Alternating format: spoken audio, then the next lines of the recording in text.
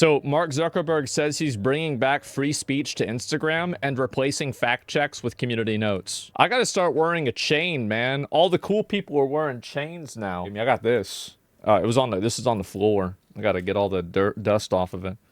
So, do I look cooler now? All right. Anyway, so let's go ahead. Let's watch it. So basically, this guy right now, he is in a situation where, you know, things are changing a lot. Hey everyone. I want to talk about something important today because it's time to get back to our roots around free expression on Facebook and Instagram. I started building social media to give people a voice. Yeah. I gave a speech at Georgetown 5 years ago about the importance of protecting free expression, and I still believe this today. But a lot has happened over the last several years. There's been widespread debate about potential harms from online content. Governments and legacy media have pushed to censor more and more. A lot of this is clear. It's not like it's you. You were censoring shit like crazy. Like, what do you mean? Don't go and act like, oh, they made me do it. You were doing it. Shut up. Shut up. Just be like, yeah, we did this. It's my bad. I shouldn't have done it, but we did it. Shut up. Really political. But there's also a lot of legitimately bad stuff out there. Drugs, terrorism, child exploitation. These are things that we take very seriously, and I want to make sure that we handle responsibly. I feel like the idea of banning terrorism, I think that's too broad of an idea. I do. Like, so are you going to ban everybody who's like posting positively about like Luigi? Are you going to ban like 9/11 memes, etc.?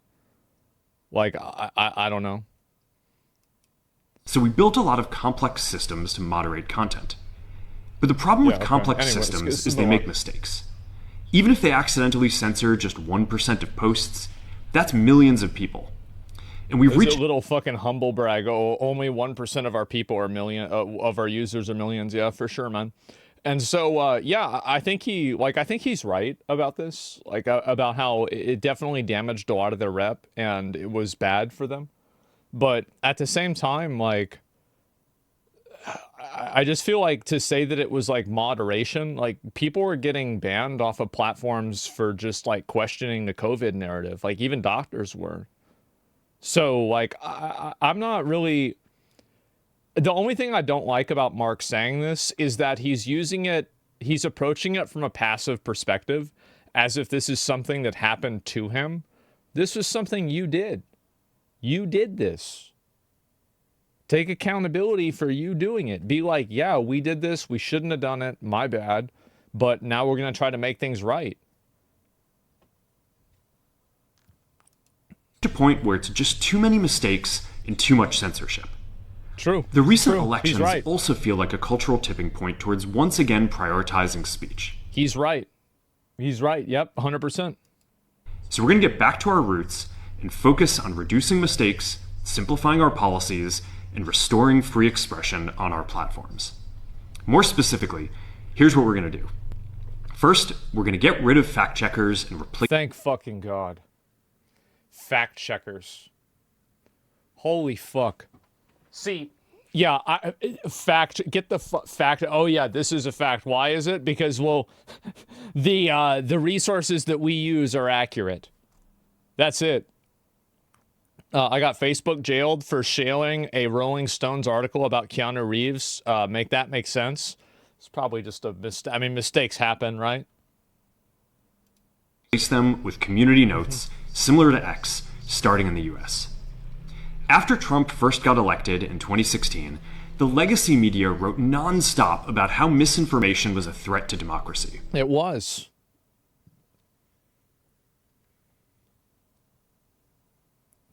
They were the ones spreading a lot of the misinformation. Yeah, they're right. That's true. Great point. We tried in good faith to address those concerns without becoming the arbiters of truth. Lies. You tried to become the arbiter of truth. Undoubtedly. Look.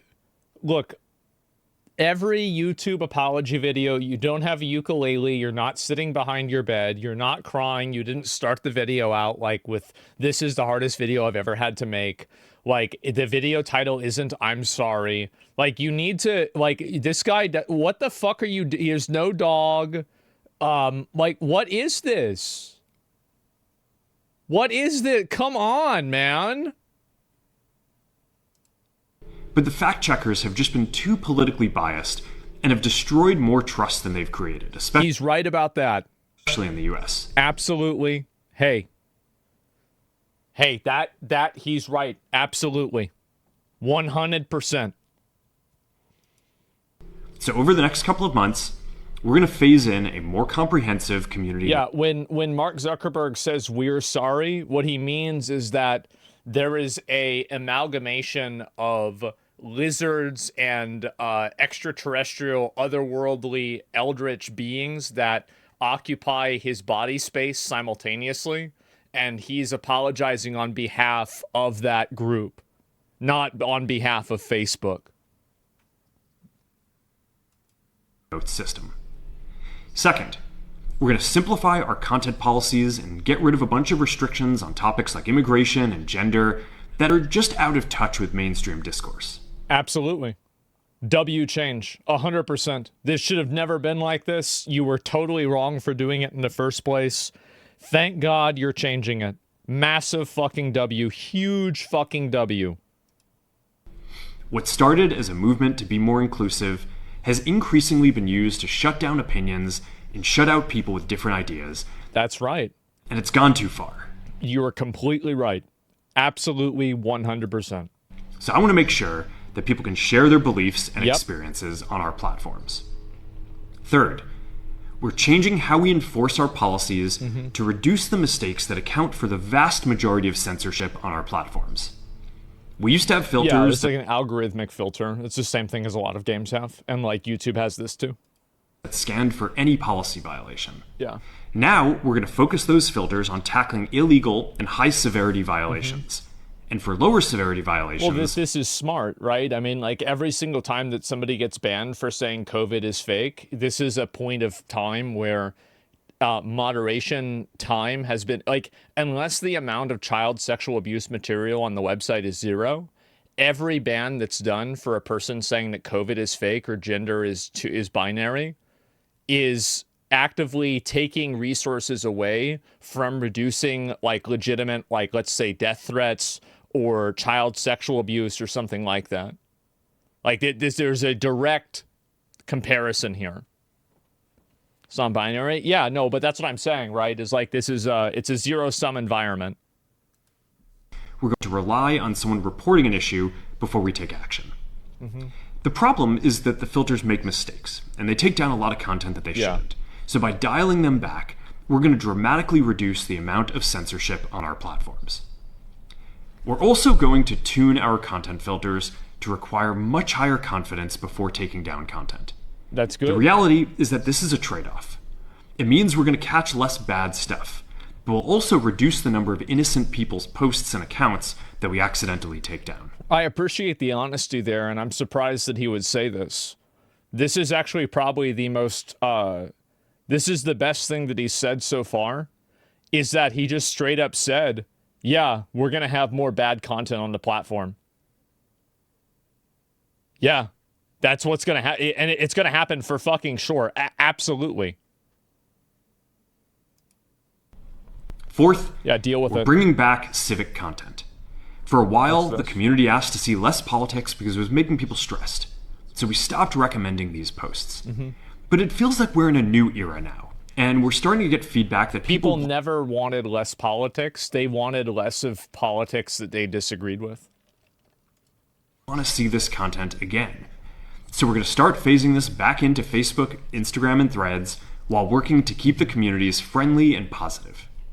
Fifth, we're going to move our trust and safety and content moderation teams out of California. Where could they possibly be going?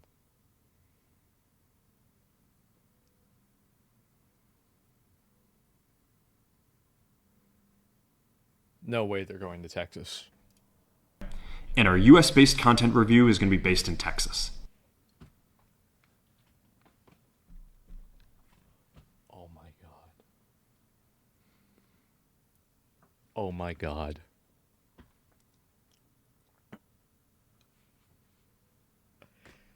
Man, what a good call. Holy shit. Texas the GOAT? I guess so, man. Holy fucking shit. We are so back. Oh, it is. Texas is going to go blue. There's actually been cases of that might happen at some point, maybe in like 30 years. Isn't Austin the third gayest city in the U.S., though? No, it's whatever city you're in. I don't know. As we work to promote free expression, I think that it will help us build trust to do this work in places where there is less concern about the bias of our teams. True. What he's saying is California is full of a bunch of commies, and we're going to take it over to Texas because they're based and they know what the Constitution really is. That's what he's trying to say. He can't say that, but that's what he's trying to say. Finally, we're going to work with President Trump to push back on governments around the world. And do you want to know the real reason why he's probably doing this? It's because Governor Abbott, like Greg Abbott, it's it's the guy that's in charge of Texas now, has put in a tremendous amount of work and effort to attract tech companies from California to come to Texas. So what he's really saying is that we're going to have to pay less money. This is going to be cheaper for us. They're going after American companies and pushing to censor more. There's a lot of reasons the U.S. why it's has happening. The strongest constitutional protections for free expression in the world. Europe has an ever-increasing number of laws institutionalizing censorship and making it difficult to build anything innovative there. Yeah. Latin American countries Let have me listen to that again. For free expression in the world. Europe has an ever-increasing number of laws institutionalizing censorship and making it difficult to build anything innovative there. That's right. That's right. Yep. That's right. Y'all need to wake the fuck up over there. Yep. That's right. Y'all. Well, how y'all let this happen? How you guys let this happen? They're running rules around you. They're telling you can't talk about people going to jail for tweets. What are y'all doing? How y'all let that happen over there? Y'all crazy? Look, quit being pussies. They putting us in jail? Maybe is there any oil in Europe? Maybe that could get us, that could give the government a reason to liberate Europe. Is there oil in Europe or not? Send us guns. Maybe that's what we should do. In Norway? Okay, well, there we go. We start there. Yep, there. That's smart. So this guy just put all of Europe on notice. I like it. Latin American countries have secret courts that can order companies to quietly take things down. This is what happened with Twitter, I believe. It was either Twitter or some other website recently with, I think it was Brazil, because there's some guy, maybe Argentina, I forgot which one. There's some asshole guy with a big mustache. I think his name's Maduro. People don't like him. Yeah. China has censored our apps from even working in the country. Maybe I got confused. The only way that we can push back on this global trend is with the support of the U.S. government. And that's why it's been so difficult over the past... I actually completely support Mark with this. I totally support him.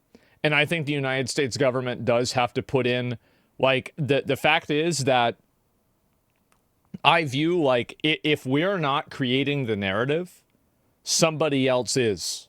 It's not like you can not create a narrative at all. So I would rather the United States, because this is the country that I live in, and it's what I think it's the best country in the world. That's just the way it is. And I'd rather us be creating the narrative. And I don't want to have these countries. And this is another big thing. I'm actually going to make a video about this. I was going to record this yesterday, but I'm a piece of shit. So I didn't. But I'm going to talk about how, so you know how Marvel Rivals has a lot of censorship in the text filters and everything? I think that we're entering into a period where we're going to have a lot of soft censorship and a lot of soft suppression of speech that's created by using international products that are pushed towards an Americanized audience. And I'm really afraid that people are going to accept it and effectively accept totalitarian speech regulation. I'm really afraid of that. Nobody cares? No, see, like, you don't care until it matters. Like, it's something that doesn't matter at all until it means everything. Last 4 years, when even the US government has pushed for censorship. By going after us and other American companies, it has emboldened other governments to go even further. But now we have the opportunity to restore free expression, and I am excited to take it. It'll take time to get this right, and these are complex systems. They're never going to be perfect. There's also a lot of illegal stuff that we still need to work very hard to remove. But the bottom line is that after years of having our content moderation work focus primarily on removing content, it is time to focus on reducing mistakes, simplifying our systems, and getting back to our roots about giving people voice. I'm looking forward to this next chapter. Stay good out there, and more to come soon. So, Alex Jones asked the prescient question, what do you think Zuckerberg is really up to? Great question, Alex. Let's talk about it. I want to talk about the reason why this is happening is because Mark is afraid of these international companies, his company that is an international company being beholden to regulations from 30 different entities that all have different speech regulations that are trying to control him, summon him to court, sue him, fine his company, and cause a bunch of problems. So what he's doing here is he's trying to leverage this alignment with freedom of speech with like Trump's alignment with freedom of speech. So hopefully Trump's influence can prevent these countries from actively trying to suppress the growth of his website. That's what I think he's trying to do. Now, this is a smart thing that Mark is doing. And the truth is that there's a convergence of goals here and alignment that it's actually in our best interest that he does this. But it's also important to keep in mind that it's not necessarily a change in heart.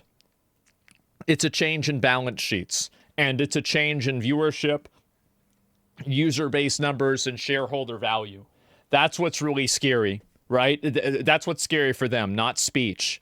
And that's where I'm at. So it's not, yeah, exactly. This isn't like he's had a change of heart. It's all about money. It is. It's a business decision. And I'm going to tell you again, do you want to know what I think Mark Zuckerberg really thinks? I'm going to show you what Mark Zuckerberg really thinks about the people that use Facebook and a lot of the people on the internet. So Mark Zuckerberg,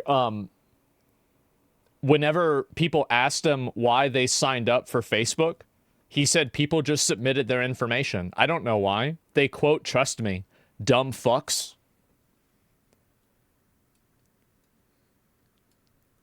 See, I actually think Mark Zuckerberg is kind of like a relatively normal guy. I bet if you talk to this guy, he could have a conversation about the Roman Empire. He could easily talk about, like how, let's say the Treaty of Versailles led to the rise of Hitler. He could talk about, like what, different video. Yeah, he's not stupid. This guy's not a fucking moron, right? And anyway, yeah, the lizard is full of salt. Yeah, Carthage, greater than Rome. Sure, but like my point is, like you said, corporation don't believe. Yeah, but that's the real Mark Zuckerberg. So I think that he never cared about the moderation. He only did the moderation back then. Why do you think he went to Congress 4 years ago asking them to help him censor the internet? Because he thought that's where the wind was blowing. Mark Zuckerberg is an extremely intelligent, extremely opportunistic, very business-minded person. This is not a stupid person, but he is, above all things, a survivor. So when the tides were blowing towards censorship, that's where his sails were pointed. Now they're pointed towards freedom of speech, and the boat's turning around. That's the way it is. And whether you think this is a good thing or not, or whatever, he's opportunistic. He is, right? The fact is that it's in what I believe to be my best interest what he's doing. So I'm happy that he's doing this. I recognize that it is not necessarily for some sort of ideological reason, which I would hope it would be for, but ultimately I agree with the goal. So that's it. You have to be opportunistic in business. I'm not saying that it's bad. I'm not saying he's a bad person. I think he's totally fine. I don't hate Mark Zuckerberg. All I'm trying to say is that the reason that he's doing this is not ideologically driven. It is driven by a concern of survivorship. That is what it is. It's what it was 4 years ago. It's what it is now. None of these companies actually care. I don't think any of the people that are running any of these social media companies, whether it be Twitch, whether it be YouTube, whether it be Twitter or Facebook or Instagram, none of them really care about censorship at all. They don't want to deal with it. Because if you look at it abstractly, what is censorship for a social media company? It's work. They don't want to have extra work. So if they could just let people post whatever the fuck they wanted, they would do that. So the only reason why they don't do that is that they're worried about losing either advertisers or getting fined money. That's it. And so he also had he not gone along with the censorship bullshit, he was going to get sued into oblivion in Europe and parts of the US. Exactly. And that's why he's trying to ask Trump to help him. Because now Trump can potentially prevent him from getting sued or stop bad things from happening to his company if he aligns his values with Trump's values. This is a very good decision by Mark, and it coincidentally helps everybody else. So yeah, that's the way that I see it. What do you guys think? Do you think Elon does or the same as Mark? I think everybody is opportunistic to an extent, but you'd have to look at each individual circumstance. So yeah. Facebook is also at saturation rate, and he needs to help break the stagnation. Yeah, that's also a really good point. I feel my teeth grating as I thumbs this up. Hey, there are always going to be cases where you find yourself aligned with people that you don't normally agree with in order to achieve a common goal. That is something that's called being an adult. That's called being a normal person. And that's also called winning. You're never going to win if you impose endless purity tests on people to constantly test them to make sure that you align with them 100% rather than only 98%. That's the truth. A total fucker? Yeah. Yeah, that's a W take. Most people would agree, but keep in mind it's kind of funny when Elon buys X and all the people hate him, but somehow I feel like this video will get a warm reception. Well, of course it will. Yeah, people just don't like Elon Musk for a lot of other reasons, too. He's literally calling out Californians as biased lefties. Yeah, exactly. You can hate Elon as much as you want, but without him, this wouldn't have happened. That's true. That's exactly true. I think if Elon Musk never bought Twitter, none of this would have happened. I think it actually was the domino. It was the domino that started all of this. Meta's chief policy man? Really? Let me see if I can find this.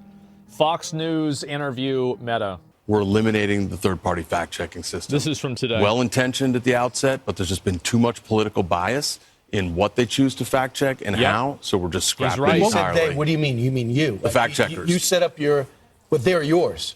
Well, they're, right? so absolutely based question. What do you mean they're your guys? the idea was they're independent fact checkers, but they've just been too biased. And so what we're going to do instead is adopt a system like X has of community notes. So we're just going to rely on our own community of users to provide people more information. And about another reason why this is happening is because it's probably a lot cheaper to have community notes than have fact checkers. So, like, with all of these policy changes that they're making, there's a converging business advantage to doing it as well. They're seeing. There's no question that the things that happen at Meta are coming from Mark, but there's also no question that there has been a change over the last 4 years. We saw a lot of societal and political pressure all in the direction of more content moderation, more censorship. He's right. And we've got a real opportunity now. We've got a new administration and a new president coming in who are big defenders of free expression, and that makes a difference. You don't know about that. But, like, you know, right. I mean, and it also, I think it's telling that they did this interview on Fox, too. So this is the actual interview. It happened, I guess, maybe a few hours ago. Let's watch it. All right, buckle up. We got a Fox News alert moments ago. Meta, the parent company of Facebook and Instagram, announcing they are changing their policies to focus on free speech CEO Mark Zuckerberg saying this. We're going to get back to our roots and focus on reducing mistakes, simplifying our policies, and restoring free expression on our platforms. More specifically, we're going to get rid of fact checkers and replace them with community notes similar to X, starting in the US. Wow, big. This is a big deal. Changes include ending its third-party fact-checking program and lifting restrictions on topics such as immigration and gender identity. Well, is there anything Huge W. Every single one of these changes is a huge positive. Absolutely self-serving, totally for a business reason, but in my best interest as well, so I'll take a W. more important to talk about? Also, until now, Meta They have used limits on automated that? systems Yeah. to scan for violations. For a but long found- time, you couldn't even question any type of transgender stuff at all. You couldn't. And the problem is that a lot of people don't believe in it. Like, I don't really care personally. It's not really a big issue for me. I just try to be respectful of people regardless of like what they say they are. So it's not a big problem for me. But for many other people, they really don't like it. Don't you think these policies will open a dangerous door for AI fake content? No.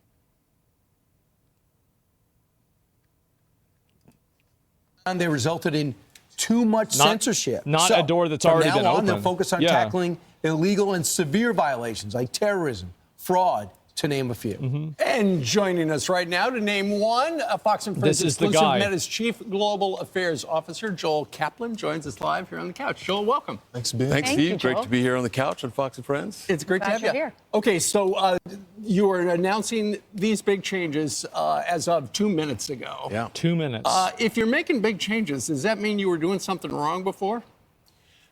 Look, this is a great opportunity for us to reset the balance in favor of free Yes. expression. As Mark says in that video, Yes, we were doing something wrong before, and we're going to stop doing it because we're worried that it's going to make us less money.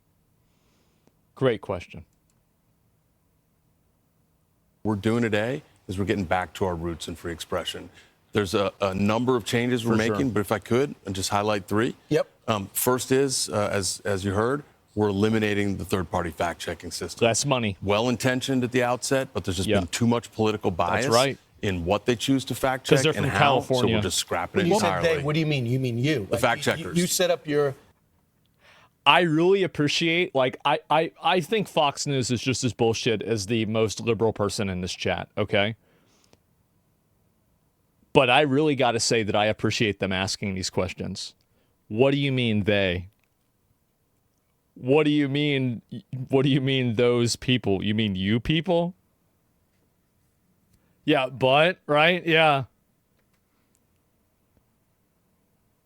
But they're yours. Fact Well, checkers, they're right? so the idea was they're well, independent fact checkers, but they've just been but- too biased. And so what we're going to do instead is adopt a system like X has of community notes. So we're just going to rely on our own community of users to provide people more information about what they're seeing, and we think that's going to work. So great. give us an example. If we said, if the headline is Donald Trump won the presidency, then anyone in the community can write notes underneath it?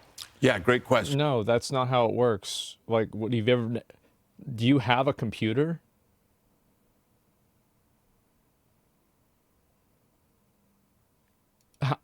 And so somebody can write a note, and then the way it works is different Other people different review people on and the agree on it. platform can sort of vote on that note. Yeah, And if exactly. you get people who usually disagree, who all say, "Yeah, that sounds right," then that note gets put on the post, and people see it. X has been doing it for a while. This is we think actually- it's working really well, and we're going to adopt that. Yeah, because it does work really well.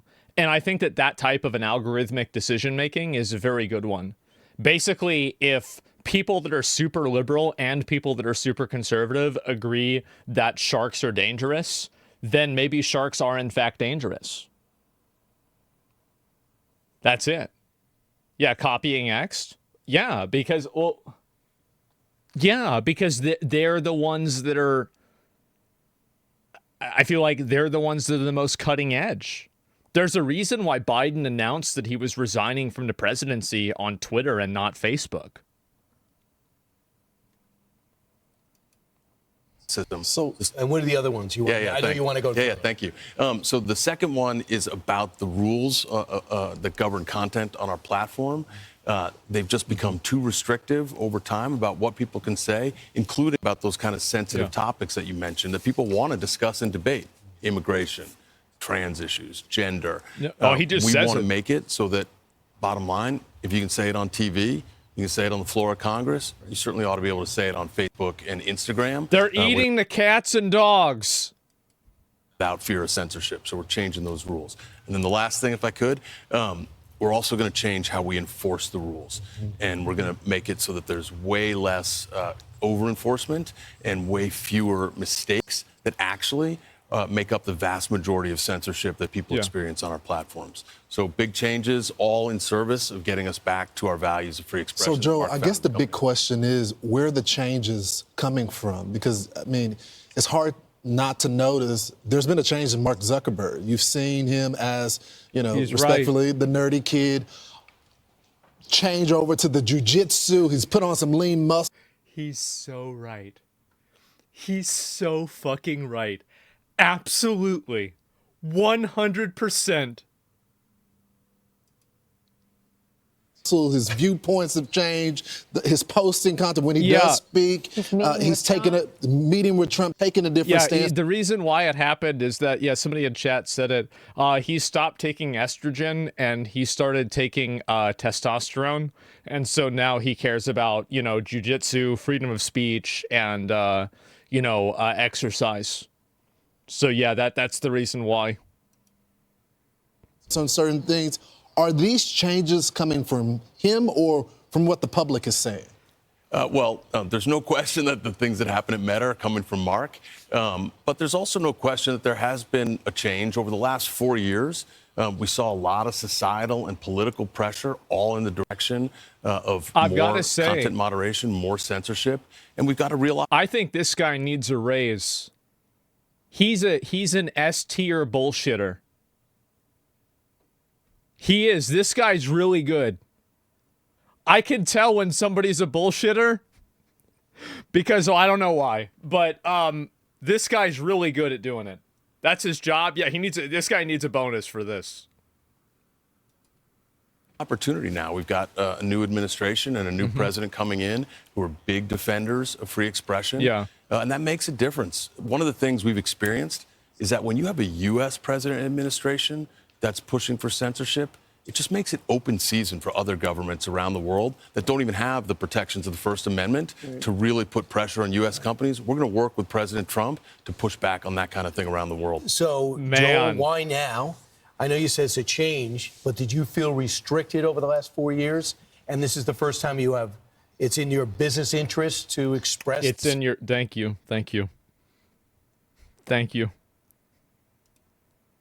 Quest for freedom? Well, there's no question that there's an opportunity here with a new president taking office, as I said, who really believes in free expression. And that's just going to give us. This guy, as I said, this dude needs a raise. Professional level bullshit. Absolutely. The space to get back to those values that Mark has talked about for a long. Mark gave a big speech 6 years ago at Georgetown about free expression, about these values. Unfortunately, there's been a lot of political and societal pressure here and around the world that have pushed away from those values. We've got a real opportunity to reset, get back to them, and really provide a space for free expression. How was the Biden administration putting pressure on you specifically? Were they calling where they didn't like a post? He's not going to say that. What did they say? Take it down? Yeah, so Mark talked about this in a letter he sent to the House Judiciary Committee a few months ago. That sort of outlined the way in which we got a lot of pressure around COVID in particular to take down more content, even things like COVID was the straw that broke the camel's back. Yep. Humor and satire about the pandemic, no about jokes. Vaccines. It's not funny. We did experience that kind of pressure. The decisions we made ultimately were our own. But there's a real opportunity here with President Trump coming into office with his commitment to free expression for us to get back to those values and really provide space for people to have the kind of discourse and debate they want to have. Would you do what X did, and that is unleash independent journalists like Matt Taibbi and Bari Weiss and Michael Schellenberg onto forensically go through what you guys are actually repressing, shielding, shadow banning over the last few years. Yeah. Wouldn't that be part of this cleansing process? So we've had an opportunity to do a lot of that with the House Judiciary Committee and Chairman Jordan over the last few months and years, and he put out a really thorough report on the experience that we and other companies have had. Honestly, we're pretty focused on... I think that it would be good for the trust of the public for them to release the amount of ways and the types of ways that the government put pressure on them to censor things. Because, like, for me, like, I'm talking, like, this is my personal opinion, right? For me, it would dramatically change the way that I would view their censorship if you shifted from, instead of they were censoring, that they had the White House that was, like, putting their thumb on them to do it. Because I wouldn't really blame them if the government was pressuring them to censor. Because the government's the fucking government, and they're probably afraid of the government. Like, straight up, like the White House, yeah, like, I mean, it's still censorship. Yeah, but it's censorship with a gun to your head. I mean, of course it's reasonable. Of course they're going to do that. So capitalism should be regulated? Capitalism is regulated.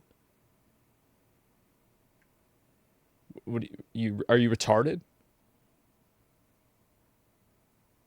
It is. That's why that's what regulations are. That's what laws are.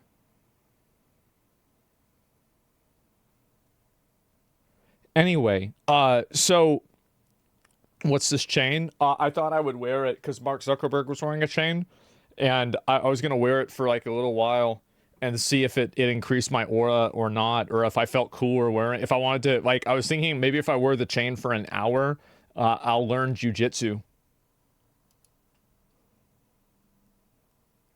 The future and the opportunity we have right now with the changes we're making today to really open up the space for debate and expression. Is the idea to get out of politics totally and focus on just the enterprise of the free market, people debating things? Or is it for Mark Zuckerberg to become like an Elon Musk and be influential as well, work with the next administration? Or a little bit of both? I don't know. It's obviously both. Mark's always going to be Mark Zuckerberg. He's always both. But I think there is a real opportunity to work with the new administration, both on free expression, but also on American leadership in technology and innovation. This is something we've seen President Trump is really focused on, making sure that we maintain U.S. competitiveness and leadership on technology, things like AI. Those are obviously super important to our company and our industry, and we'll look forward to working with the new administration to advance those goals. Right. And Joel, when you talk about content moderation, I think a lot of people watching right now That's also another good point, is that the reason that a lot of these companies are probably trying to all vie for control over AI is that there are a lot of laws and like privacy things, especially, that like are kind of, it feels like it's pretty obvious they're being broken by like using these large language models to like test and use everybody's data on the internet. And so they want to be on the good side of the government, because like you can't, like, suing somebody, like if you sue Facebook for $1 billion and you win, the person who makes Facebook pay that money is the government. So it's really like you can't sue anybody if you don't have a government. So if the government's on their side, you're going to lose. Well, you know, it sounds better if they're not taking instructions from the federal government, the Joe Biden administration, saying, hey, this is wrong, take that down. So people like the idea that they're going to have a say, where you can add the community notes going forward. But ultimately, is this one of the things you're doing as a company to make sure that Meta and the other social media companies aren't regulated by Washington? Because that's the last thing you guys want. Yeah, of course. Yeah, I think when it comes to expression, especially in the United States, we got a long tradition of the First Amendment, and we think that the right thing is for individual users to have the ability to decide themselves what to say. Look, there's bad stuff that people do online, like they do in the real world, and we want to make sure we don't have that. So we're still going to be enforcing against terrorism and drug sales and child sexual exploitation, things everybody agrees have no business being on our platforms. What about bullying? Yeah, everybody agrees that's bad. I feel like enforcing terrorism,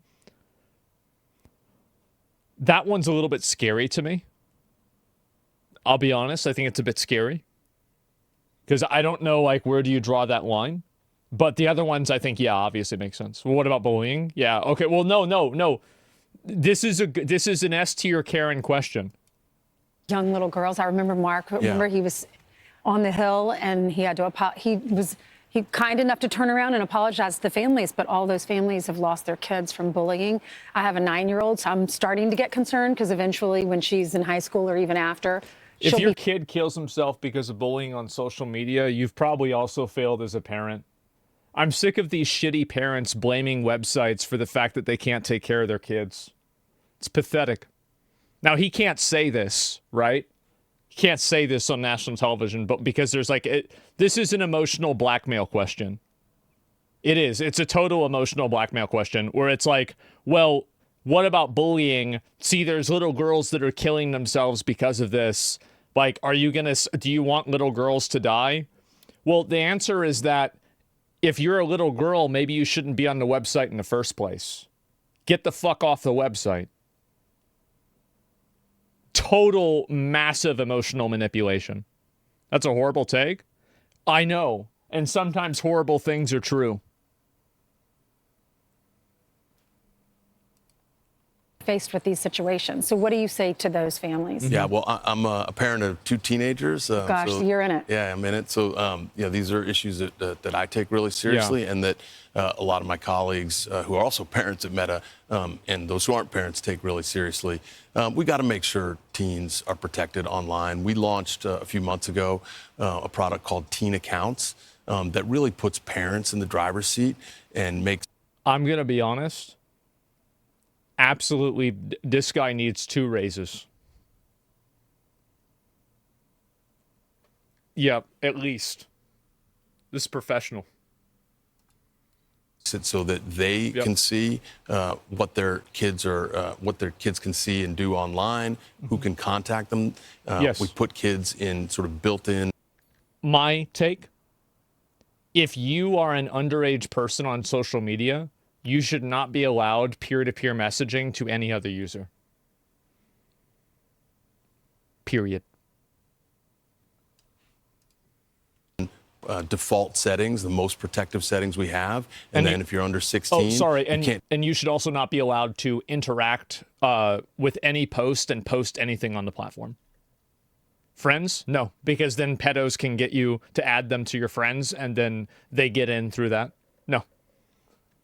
Like, I'm just gonna say it. Like, let's just say it. That's what it is.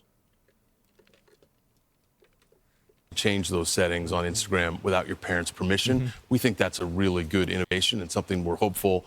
It's an area where Congress can act. How do we do that setting? How do the parents find that setting on the phone before they give it to their child? Yeah, well, so we'll send notifications basically to the parents to let them know that this opportunity exists, and the kid can't sign up for Facebook for Instagram without being put into a teen account, and then their parent gets a notice and says, "Hey, your kid's trying to sign up, and if you want to change any of the settings, you can do it here." So, Joel, what you got to do is reestablish trust. I mean, people remember the Zuckerbucks into those key areas in 2020 that were deciding. How do you verify? The thing is that if you want to verify and actually keep minors off of social media, you effectively can't do that without at least a third party or a direct real ID system, the same as South Korea has.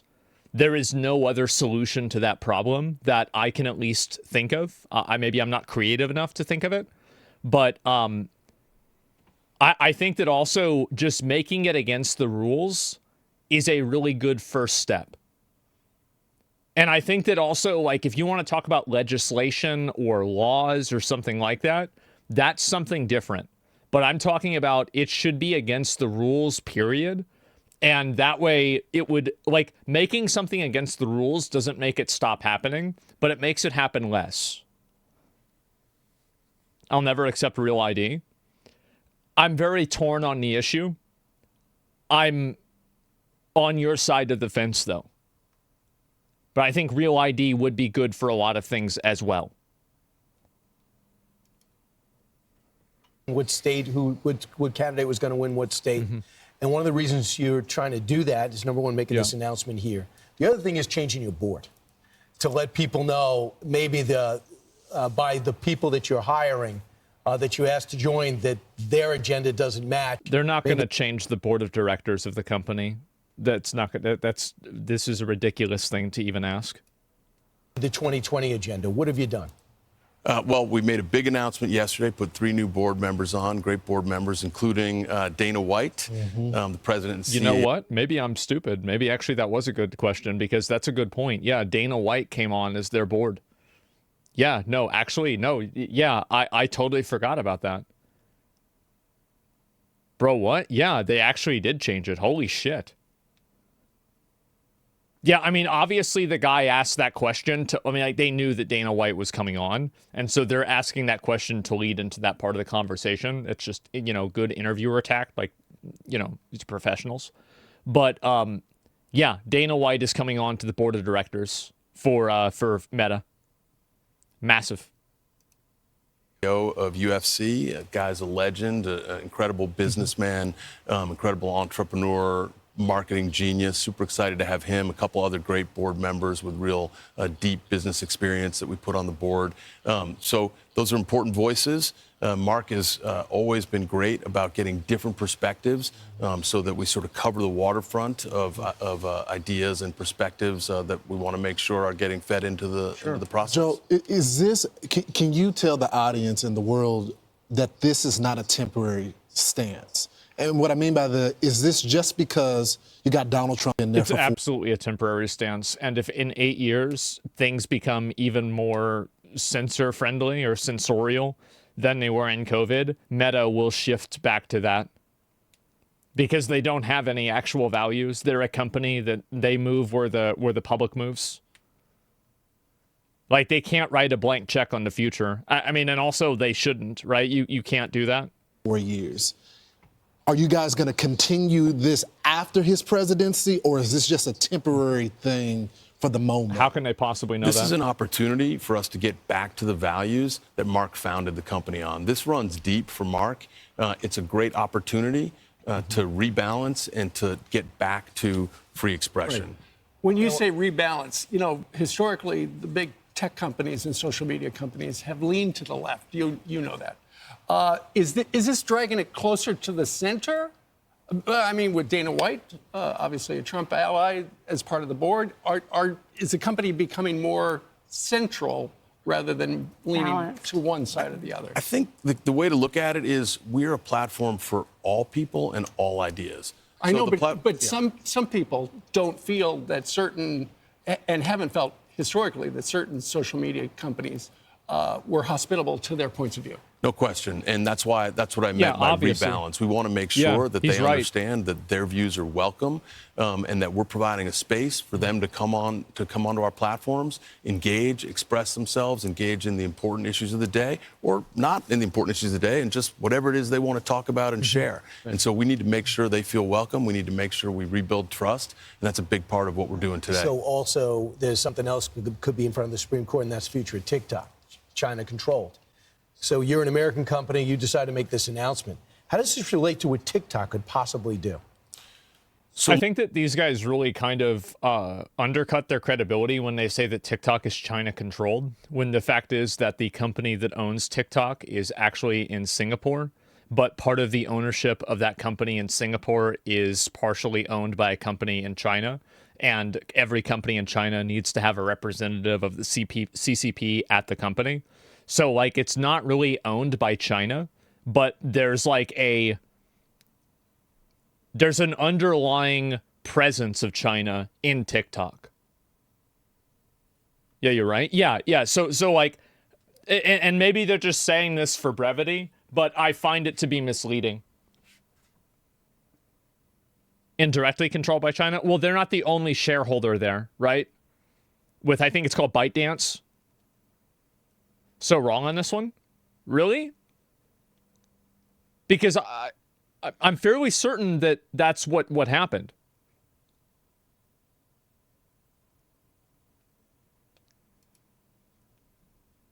Look, we like competition. We think it makes us better. I know there are concerns that Congress has expressed, and that the president and Congress and the courts are working through with TikTok. We're going to stay focused on what we're doing and how we make our platform as open and welcoming a place as possible for all You think it points should of be view. banned? Well, that's something I'm going to leave to the president and the courts. Yeah, he's not going to say that. By the way, TikTok should not be banned. It's ridiculous. Congress, we're focused on what we can do to make our platforms the best they can If be. Elon Musk didn't buy X and expose what he exposed and put community notes like this, do you think we'd be in the? What did he, in buying this and doing what he did, do for the introspection that Facebook is showing right now? I think Elon's played an incredibly important role in moving the debate and getting people refocused on free expression, and that's been really constructive and productive. And it's undeniable. If Elon Musk didn't buy Twitter, this wouldn't be happening. I don't think that you can see it any other way. I think that it's less likely that Trump would have won the presidency if Elon Musk didn't buy Twitter. It definitely moved the needle. Now, did it take it over the threshold? Hard to say, impossible to say, but it absolutely was an advantage. Yeah, TikTok is cultural cancer, in my opinion. You see, like, I understand that a lot of people really don't like TikTok, but the way that the TikTok algorithm works is identical to the way that the YouTube Shorts and the Instagram Reels algorithm works. They feed you the same content. It's basically all the same stuff. So why are these other two okay, but TikTok is universally bad?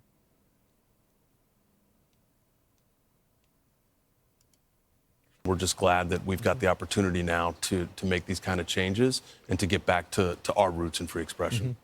Maybe all social media companies can learn a lot from this because y'all were the original. You know, Mark was one of the originals at least. And so y'all have had to see all the changes and what works and what doesn't work and what Americans really want. So thank you for your honesty. Thank you for doing this for children and all your customers. Australia has banned social media up until you're 16 years old. Good decision. How do you feel about that?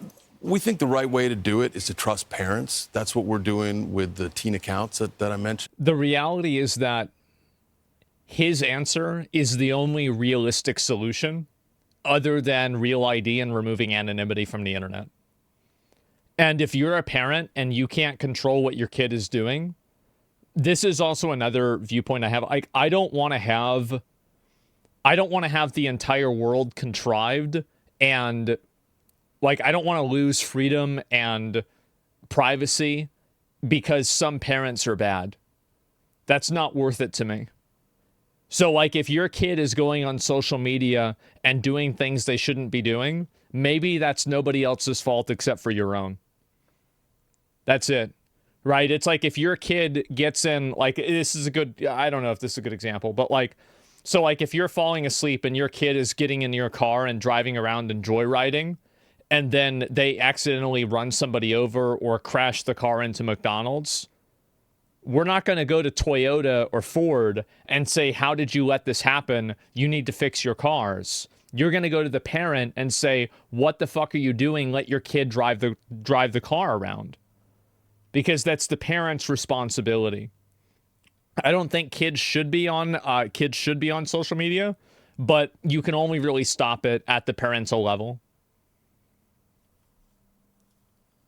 Do you think people should be forced to bring ID with them when they go out? I don't know, but that's not really what we're talking about. And obviously we've got to work with governments and follow the laws that they pass. But I think there's a better way, and that's to put parents in charge. They know what's best for their teens and their kids, and that's what we're trying to do. What's your biggest customer? What age group? Oh, that's a good question. I mean, we've got 3.2 billion people using our services, so we really have people across 65 all plus. ages. I know. And we want to make sure we're serving them all. 79. And letting them express themselves in a way, especially with teens, where they're still kept safe. Did you talk to David Sachs about this, who's going to be coming in as the AI Yeah, AI czar? We've talked to David. AI czar? We're really excited about shit. About that post. We think he's going to do great things. He really understands the industry. He really understands crypto and AI, and we can't wait to start working with him. Well, Joel, thank you very much for stopping by the couch Thanks, and making Joel. the big We appreciate announcement it. today. Hopefully you'll come Thank back you. as well. Absolutely. Thank you all for having me. A fair and balanced social media world. Yeah. There you go. Yeah. Thank you very you, much. sir. Thank you Great. so Thank much. you. Appreciate you. Yeah, thank Nice you. to meet you. I'm Steve Ducey. I'm going to be honest. I think this was really good. I think they did a great job with this. I thought it was going to be bullshit. It wasn't. This was actually a really good interview, and they asked real questions. Yeah, that was actually really, really good. I was very surprised.